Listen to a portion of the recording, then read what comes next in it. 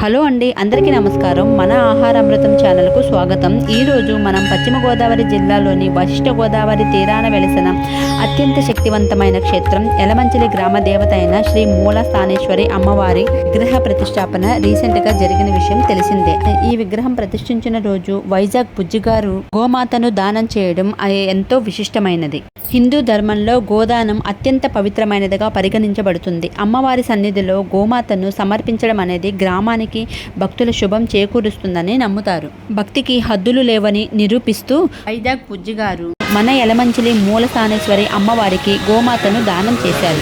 గోవును సాక్షాత్తు మహాలక్ష్మి స్వరూపంగా భావించే మన సంప్రదాయంలో అమ్మవారి చెంత గోసేవ జరగడం ఎంతో పుణ్యప్రదం. అంతేకాకుండా ప్రతిరోజు ఈ గోమాత ఇచ్చే పాలతో ప్రతిరోజు ఉదయాన్నే క్షీరాన్నం వండి ప్రసాదంగా పెడతారు అమ్మవారికి. అదే ఇక్కడి విశిష్టత.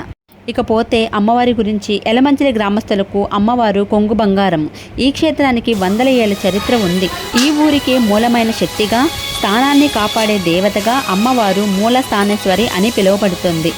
అమ్మవారు ఇక్కడ అత్యంత ప్రసన్నంగా భక్తుల కోరికలు తీర్చే కల్పవల్లిగా దర్శనమిస్తారు. ప్రతి ఏటా అమ్మవారి జాతర మహోత్సవం ఎంతో వైభవంగా జరుగుతుంది. ఊరంతా ఏకమై అమ్మవారిని ఊరేగించే ఘట్టం అద్భుతంగా ఉంటుంది. సంక్రాంతి సమయంలో ఈ ప్రాంతంలో ప్రభల తీర్థం ప్రత్యేక ఆకర్షణ.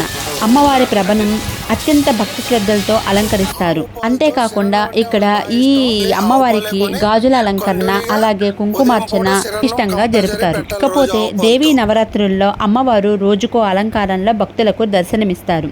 స్థానికుల నమ్మకం ప్రకారం ఏ పని మొదలుపెట్టినా అమ్మవారి ఆశీస్సులు తీసుకుంటే అది దిగ్విజయంగా పూర్తవుతుంది. ముఖ్యంగా రైతులు తమ పంటలు బాగా పండాలని, గ్రామస్తులు చల్లగా ఉండాలని అమ్మవారిని వేడుకుంటారు.